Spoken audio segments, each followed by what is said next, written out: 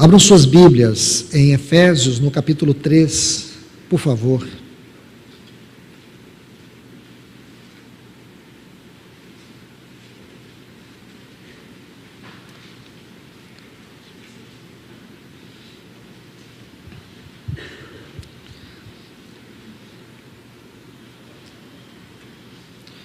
Versículo 1 diz, Efésios capítulo 3, e depois o versículo 14.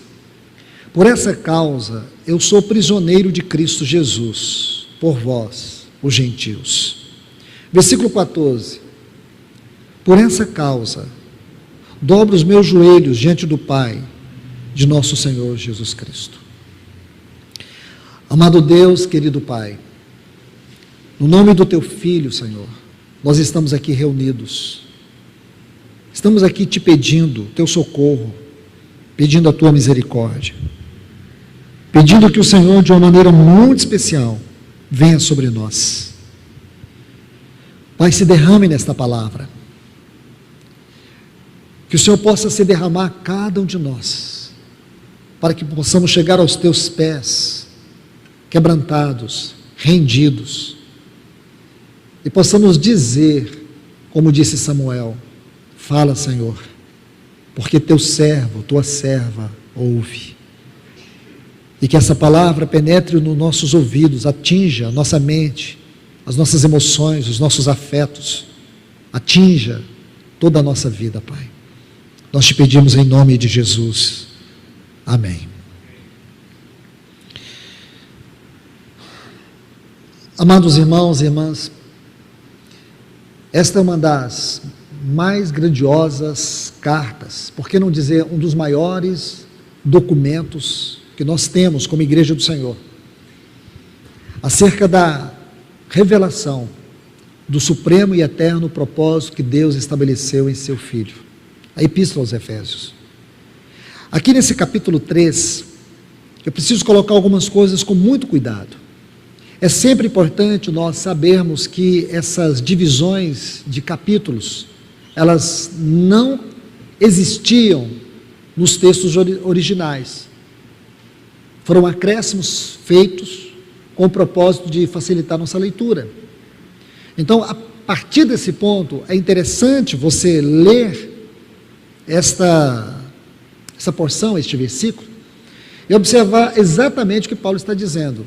Observe que ele diz, por essa causa, eu, Paulo, sou prisioneiro. Havia uma causa que o aprisionou.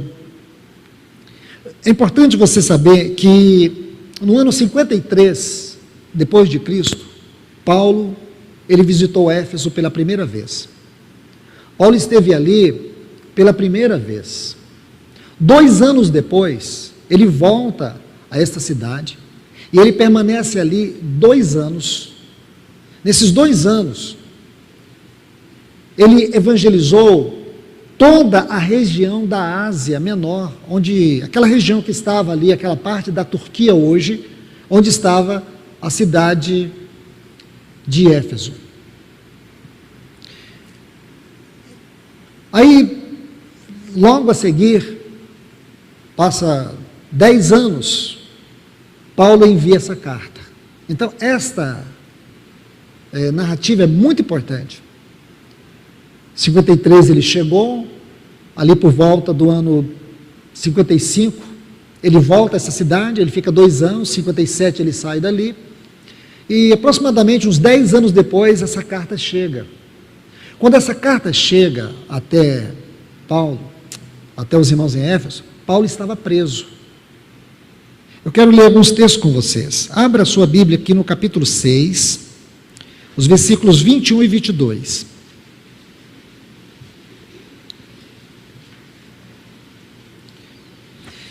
Ele diz, e para que saibais também, meus irmãos, meus assuntos, e o que faço de tudo, vos fará saber Tíquico, o irmão amado e fiel, ministro do Senhor, o qual vos enviei para o mesmo fim, para que saibais no tocante a nós, e ele console os vossos corações. Deixe-me dizer algo para vocês. Tíquico era um cooperador de Paulo. Tíquico ele foi visitar Paulo na prisão em Roma. Paulo estava condenado à morte. Então ele foi visitar Paulo. E juntamente com Paulo estava Onésimo. Lembra de Onésimo? Todo o livro de Filemon, toda a carta a Filemon é uma história sobre Onésimo. Então Onésimo estava ali. Possivelmente Onésimo já tinha até saído da prisão e ele estava com Tíquico. Então agora Onésimo ficou preso com Paulo. E Onésimo, ele era um servo de Filemon. Então ele havia roubado Filemon, ele foi preso, ficou com Paulo, Paulo levou ao Senhor, e agora juntamente com Tíquico, eles vão retornar, e eles vão levar 3 cartas, a carta de Éfeso, a carta de Colossenses e a carta de Filemon. Então vamos ler outros textos. Aí diz assim, só o versículo 22, o qual vos enviei para o mesmo fim, para que saibais do tocante a nós, o que ele estava passando na prisão, e ele console, porque os irmãos estavam muito perturbados. Quando Paulo escreve para Timóteo, irmãos, Paulo estava já nos seus últimos dias, nessa prisão, ele chega a dizer assim, irmãos, todos da Ásia me abandonaram. E por que Paulo diz isso? Já é um outro assunto que não carece aqui, mas ele estava fazendo referência a esta igreja especial, a igreja de Éfeso. Mas nunca vamos esquecer que quando Paulo deixou Éfeso, ali por volta do ano 57 depois de Cristo, me perdoe, não deixou Éfeso, ele estava voltando da sua terceira viagem missionária, e os presbíteros de Éfeso foram ter com ele. Aí ele fala para aqueles presbíteros, no meio de vós surgirão lobos vorazes, que atacarão o rebanho, que não terão nenhuma compaixão de vocês. E depois, você pega a primeira carta que Paulo escreveu a Timóteo, ele fala assim, Timóteo, eu te deixei em Éfeso, para você restaurar algumas coisas que estão desencaminhadas aí. Eu estou narrando, parafraseando, de acordo com o texto grego original, porque algumas coisas estavam fora de ordem. E era lá em Éfeso que ele estava falando para Timóteo. Aí depois você pega a carta que João escreveu, que o Senhor Jesus dá a João, para escrever à igreja de Éfeso. Ao anjo da igreja em Éfeso escreve. Aí o Senhor vai dizer assim, tenho porém contra ti, que deixastes o teu primeiro amor.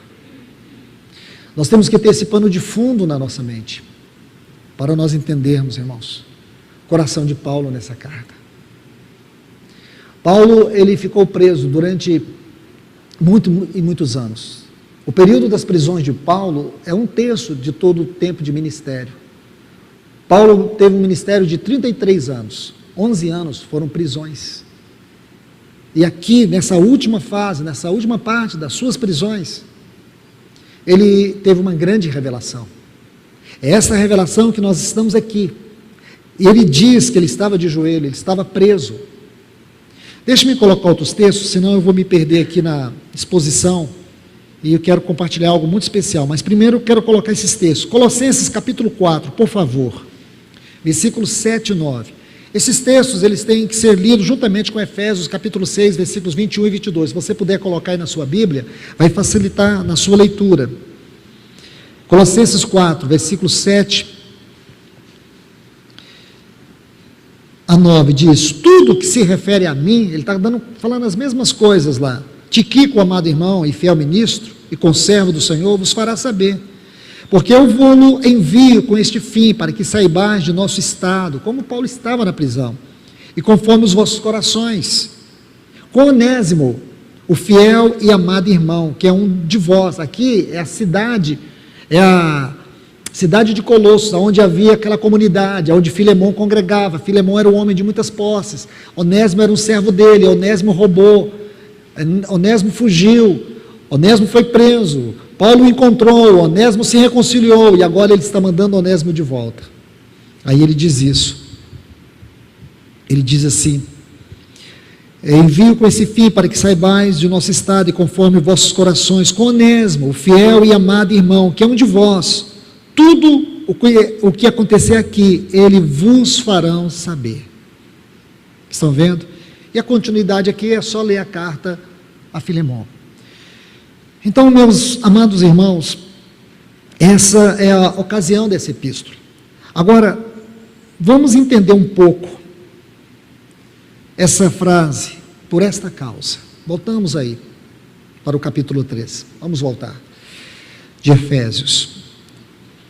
Então nós já temos aqui o coração de Paulo, nós já temos o contexto, nós já temos um cenário profético, porque essa carta ela é tão rica que ela nos fornece tudo isso.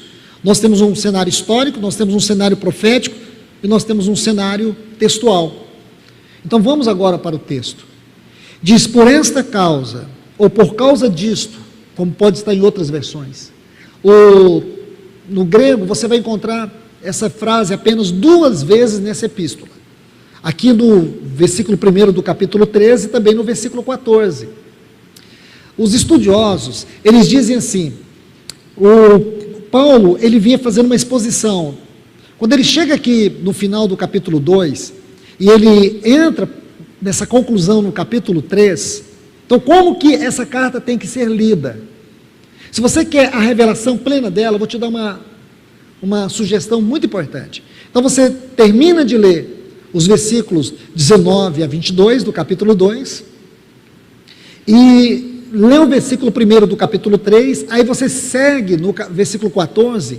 Quando você terminar essa leitura, pare, respire, reflita e peça ajuda ao Espírito Santo para traduzir e interpretar o que está exposto aqui. É a maior revelação que existe sobre a obra da graça que Deus fez em Cristo por nós. Não existe nada, irmãos. Você nunca vai ler nada que possa descrever. Quando ele diz, por essa causa, bom, que causa é essa? Deixe-me te ajudar. Volte comigo para o capítulo 2 de Efésios. Vamos tentar entender que causa é essa, que ele foi aprisionado por essa causa.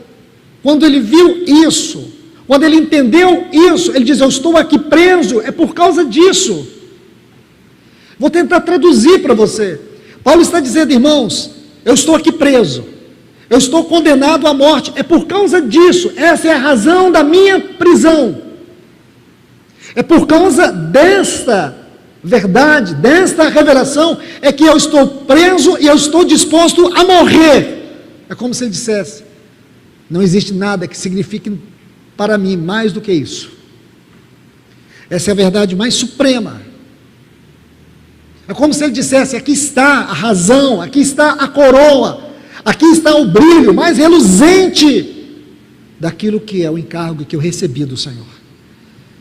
Aí ele diz assim, por esta causa eu me coloco de joelho diante de Deus. Então, por que ele está preso e por que ele está rendido? No versículo 1 do capítulo 13, ele está preso. No versículo 14, ele está rendido. Irmãos, eu tenho muita vergonha de mim quando eu leio isso. Me sinto extremamente insignificante.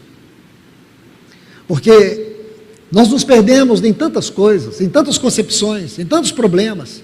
Nós achamos que os nossos problemas é maior do que tudo. Nós achamos que as lutas que temos, elas são suficientes para poder nos desencorajar, nos fazer perder a visão, nos fazer retroceder, desanimar. E aqui está um homem, condenado à morte, que não desanima, e que diz, vocês querem saber por que eu estou preso? Eu não cometi crime algum, eu não cometi nenhum erro, eu não falhei, mas eu tive uma visão, e quando eu tive essa visão, eu estou disposto a morrer por ela, eu estou preso por causa dela, ela é a causa da minha prisão. Então vamos entender a mente de Paulo. Se você não entender a mente de Paulo aqui, toda essa parte, essa sublime parte, digo para vocês, em toda a Bíblia, nós nunca vamos ver algo acerca de nós, como está aqui em toda essa exposição. E essa pequena frase, por essa causa, é a grande chave. Eu seria leviano se eu simplesmente fizesse uma mera narrativa disso, sem impedir ou sem permitir que o Espírito Santo nos levasse para dentro da mente de Paulo naquela prisão. E você diz assim: irmão, será que é possível? Você não está delirando? Não. Porque quando você aprende a ler a Bíblia, como os pais da igreja liam, como os reformadores leram, como os homens piedosos, mulheres piedosas leram, como os pregadores reformados, os pregadores dos grandes avivamentos da história leram. Quando você aprende a ler, é impossível você não penetrar na mente de Paulo. E por isso faço com muita reverência. Vamos aqui, irmãos. Capítulo 2, olha o que ele diz, vê se você consegue penetrar. Primeiro ele diz assim, que nós estávamos mortos em nossos delitos e pecados. Quem era eu? Quem era você? Então vamos lá. Mortos em delitos e pecados. Versículo 2, andávamos segundo o curso deste mundo, segundo o príncipe da potestade do ar. Versículo 3, éramos. Cada verdade dessa, eu digo para você, agarre ela, diga isso para você, eu era, éramos filhos da ira.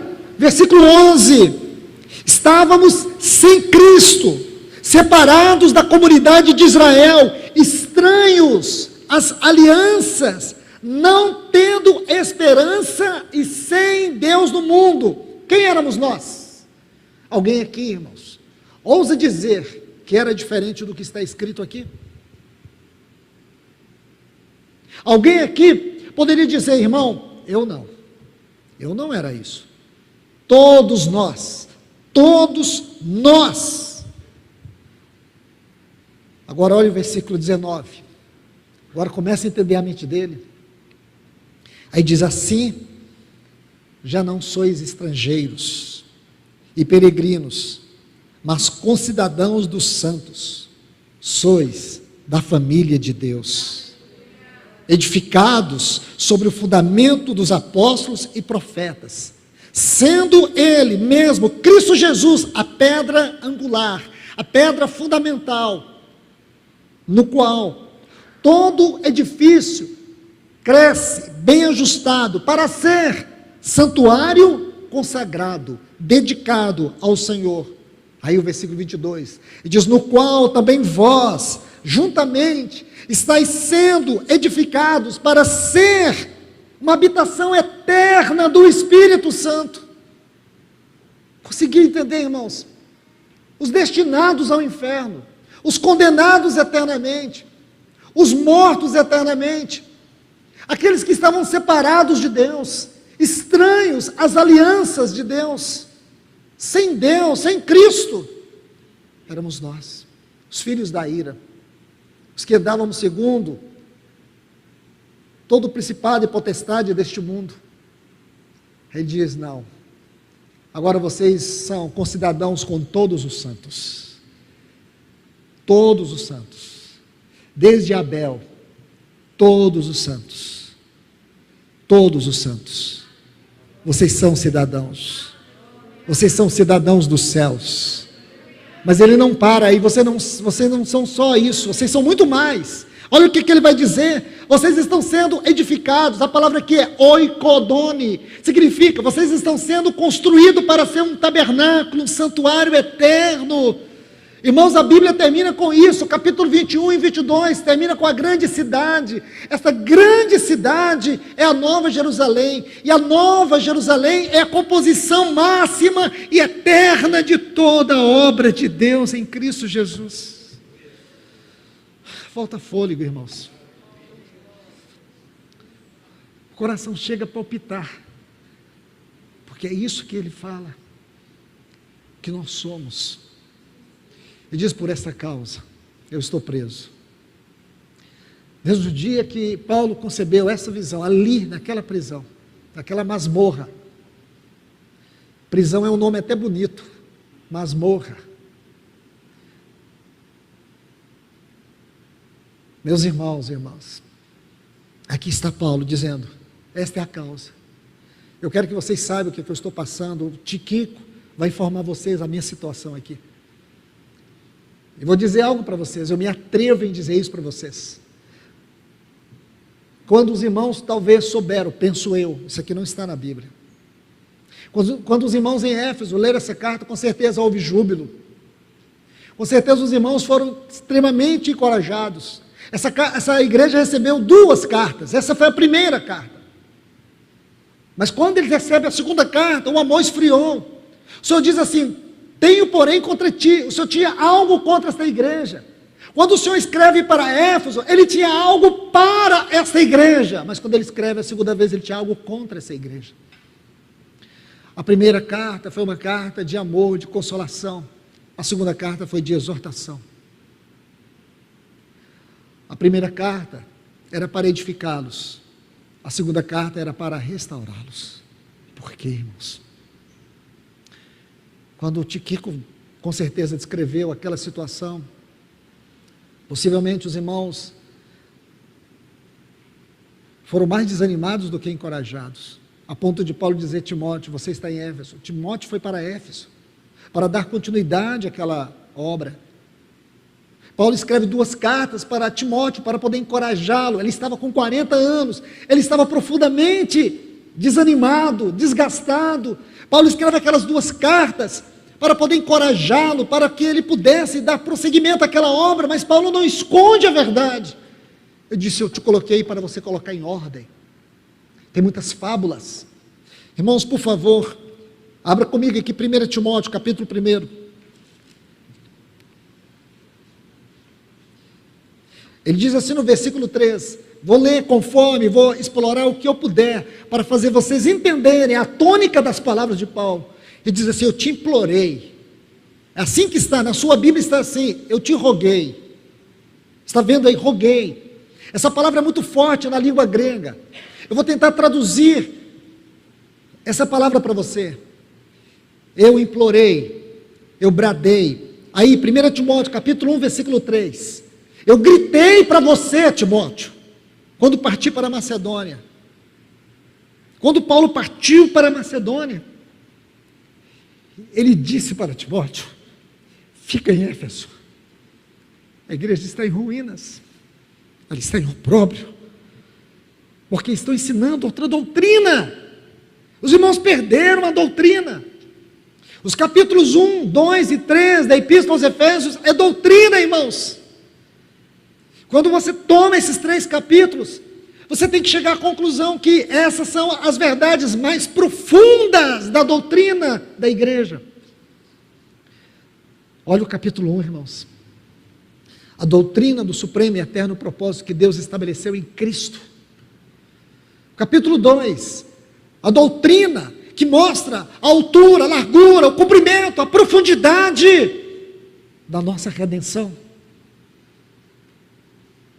E o capítulo 3? A doutrina das insondáveis riquezas que nós temos em Cristo Jesus. Teríamos que gastar muitas horas aos pés do Senhor. Então ele diz: eu te implorei, eu gritei para você. Lembra quando eu saí da Macedônia? Eu implorei para você. Fique aí, não saia daí. Porque Timóteo não estava tendo força para ficar. Agora você fica. Porque alguns estão ensinando outra doutrina. Timóteo, não preste atenção em brincadeiras, anedotas, piadinhas, que os palhaços de púlpito pregam. Eles chamam isso aqui de fábulas. Estão gastando muito tempo com histórias sem significado espiritual. Estão falando muito de genealogias intermináveis. Está aí na sua Bíblia. Ele diz que estão provocando mais discussões vazias do que aquilo que ele disse, edificado sobre o fundamento dos apóstolos e profetas. Ele diz assim: do que edificação. Essa palavra edificação aqui, irmãos, ela tem que ser traduzida. Se você quiser, escreve aí na sua Bíblia. Essa palavra aqui, ela foi, infelizmente, para o português, ela foi mal traduzida. Isso acontece muitas vezes porque os tradutores, eles não compreendiam bem porque essa palavra estava em conformidade com o grego, e ela não se contextualizava com o entendimento deles. Eles colocaram aqui a palavra oikodome, mas não é oikodome. A palavra aqui é oikonomia, oikos, nomia, a lei da casa. É da onde vem a palavra economia, administração. Então é diferente, oikodome de oikonomos. Então o que Paulo está dizendo aqui? Da economia de Deus. Os tradutores não entenderam, mas nós podemos entender. Porque lá no capítulo 3, o assunto é justamente esse. Qual é o assunto do capítulo 3? A economia. A economia. Paulo vai usar muito ali a palavra dispensação. No capítulo 3. Dispensação do mistério. Ele vai usar isso. Então, meus irmãos e irmãs, é isso que Paulo está dizendo. Eles estão se desviando. Estão vivendo na superficialidade, estão se gastando e se desgastando com assuntos que não têm nenhuma edificação espiritual. É para lá que você tem que ficar, ou ir, ou continuar, ou prosseguir. Então você entende, irmãos, que o inimigo também está fazendo em nosso tempo. Hoje o que as pessoas estão dando valor? Em mensagens superficiais. A igreja parou de entrar nas profundezas de Cristo, na sua palavra. E aqui nós estamos, olha o que ele diz: edificado sobre o fundamento dos apóstolos e profetas. Versículo 2, no qual todo edifício que é edificado, que é fundamentado sobre Cristo, porque ele disse, eu edificarei minha igreja. A igreja está edificada sobre Cristo, e aqui está um testemunho disso. O que os apóstolos e profetas pregaram, foram justamente a continuidade do ministério de Cristo. Meus irmãos e irmãs, agarre isso com toda a força do seu coração que eu vou te falar. O nosso ministério aqui hoje deve ser a continuidade do ministério de Cristo. A igreja foi chamada para dar continuidade no ministério de Cristo. A igreja primitiva foi a continuidade do ministério de Cristo. Eu estou ouvindo irmãos dizer assim, que nós precisamos pensar a igreja para as futuras gerações. Parece uma verdade tão bonita, irmãos. Pensar na igreja para as futuras gerações, nós precisamos pensar na igreja para as futuras gerações, nós precisamos voltar e conhecer o pensamento da igreja no início da história. Como era a igreja? A igreja onde o Espírito Santo estava à frente. A igreja que não temia prisões, não temia terremotos, não temia desastres, não temia crises. A igreja que não tinha medo de leões. Lá no Jardim de Nero, nunca confunda o Jardim de Nero com o Coliseu, porque tem irmãos que vão para Roma e quando vem o Coliseu, dobra o joelho no chão, chora, porque muitos cristãos foram mortos no Coliseu. Nenhum cristão foi morto no Coliseu. Os cristãos eram mortos e incendiados no Jardim de Nero. Ali os cristãos eram, mas eles não tinham medo. Eles não tinham medo. Sabe por quê, irmãos? Por esta causa. Por esta causa. Esta é a causa que eu e você precisamos ser arrebatados agora, diante de um momento tão difícil, tão desanimador, de tantas tristezas, de desastres. Nós não podemos perder a visão. Esta é a base da nossa visão celestial. Quando Paulo estava diante do rei Agripa, ele poderia ter feito uma defesa política, uma defesa moral. Ele poderia ter usado a sua retórica, a sua dialética.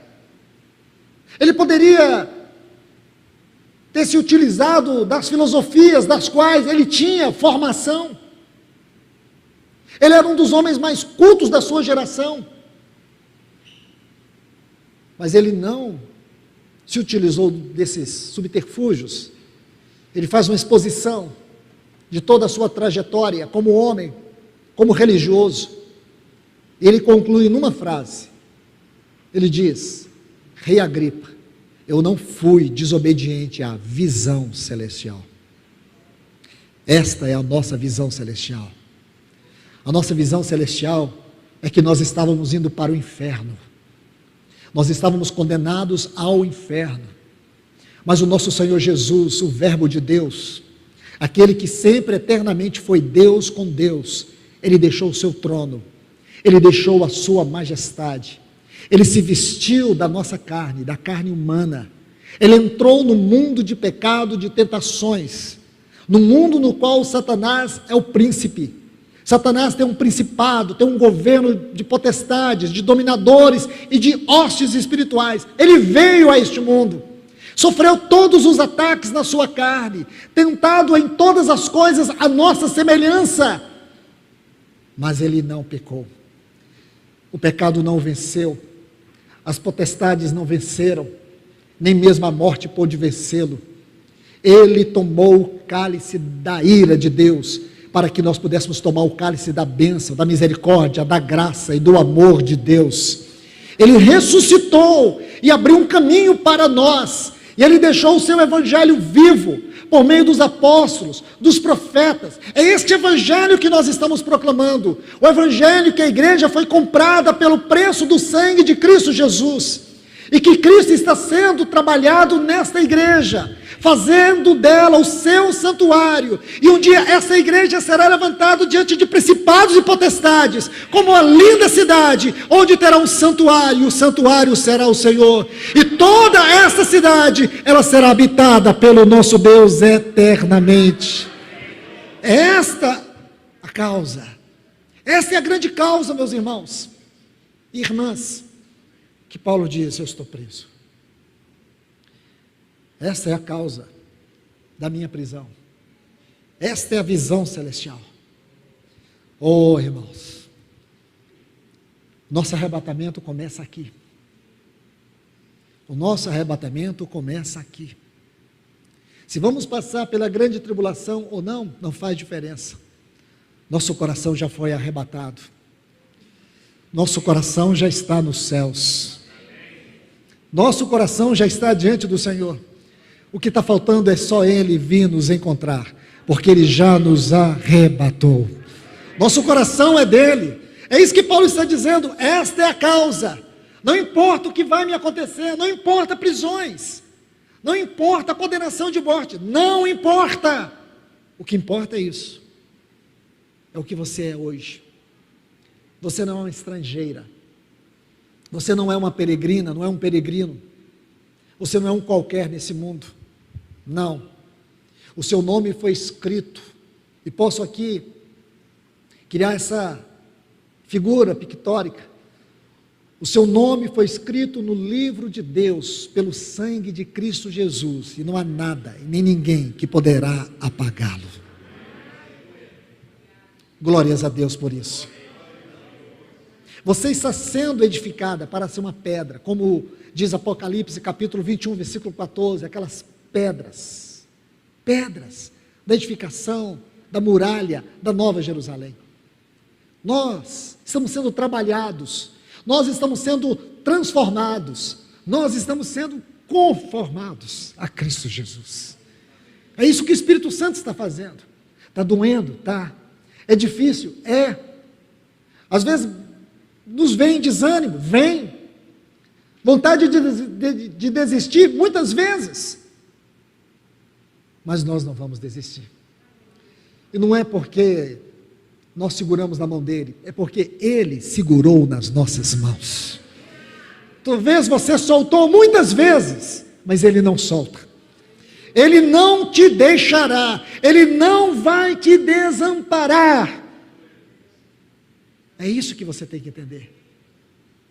E porque muitos foram desamparados, não foram desamparados, nunca foram nem amparados, eram religiosos, não tinham uma fé verdadeira.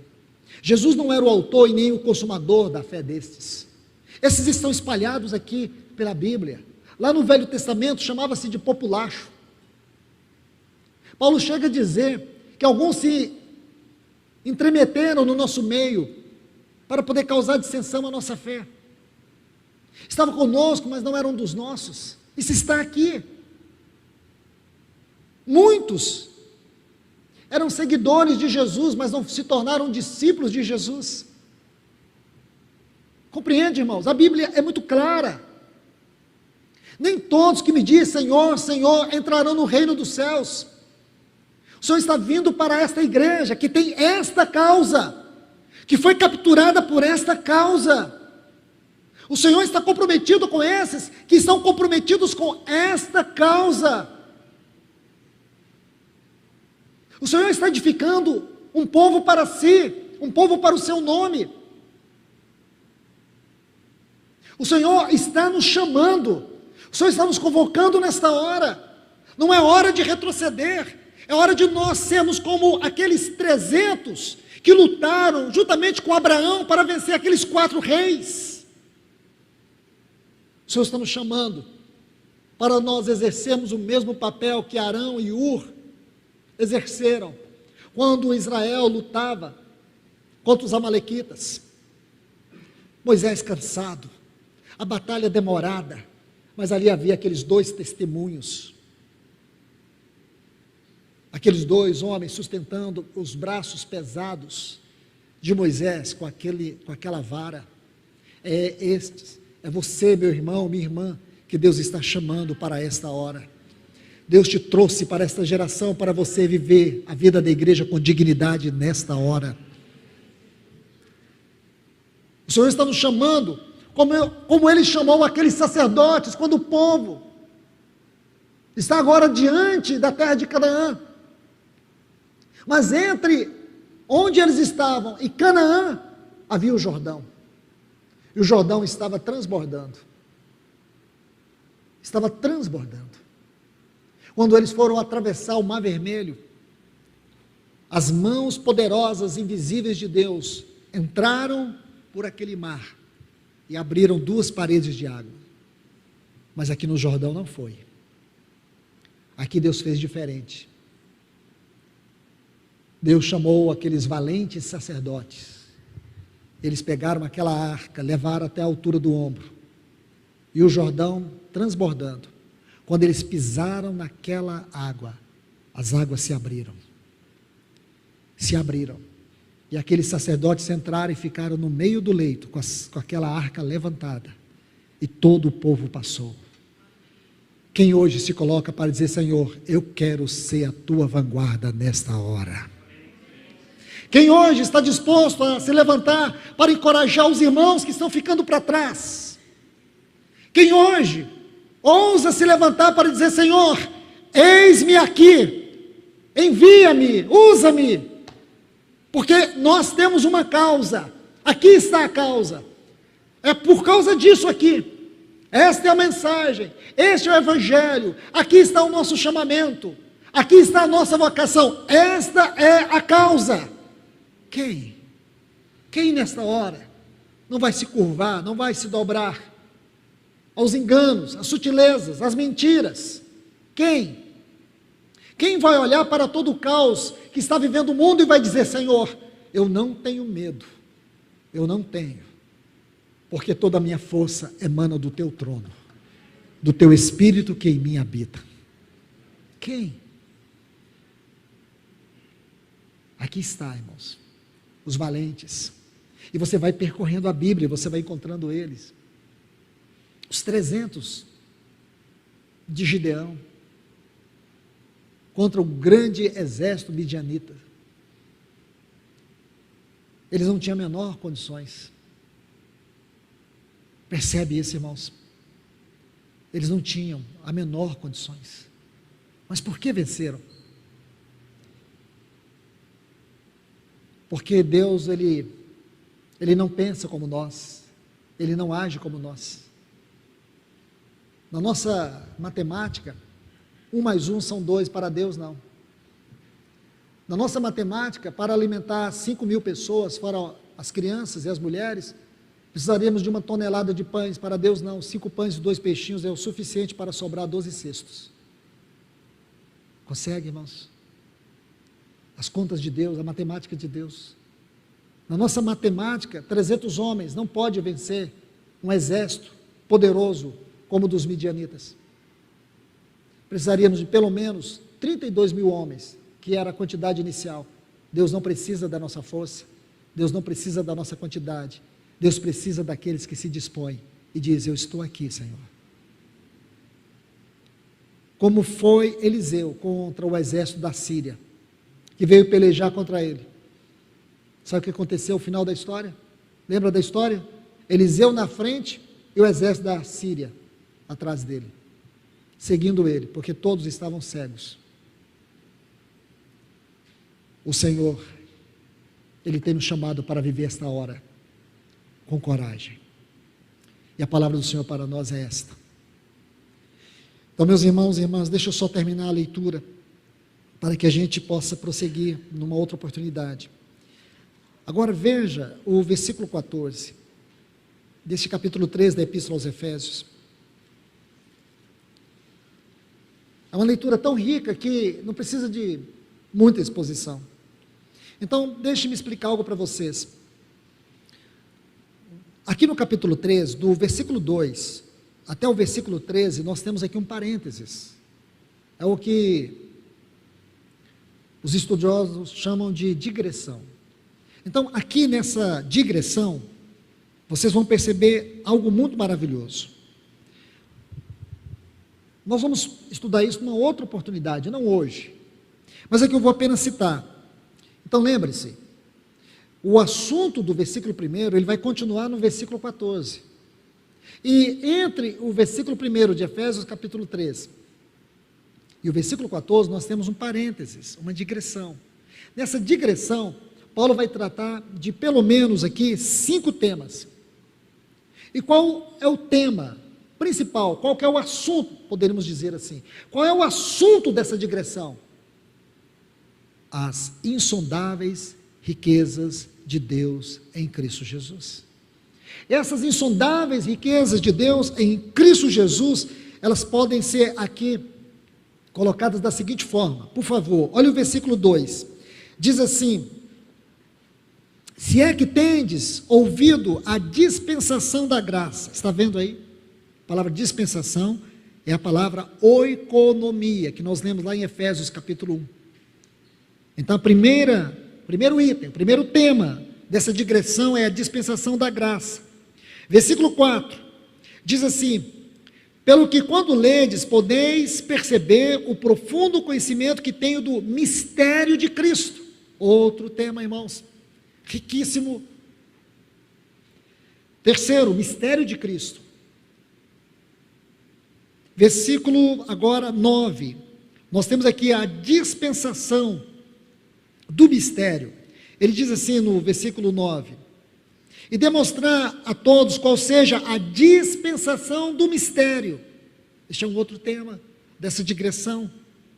E o versículo 10, vamos ler o 9 e para a gente entender o 10.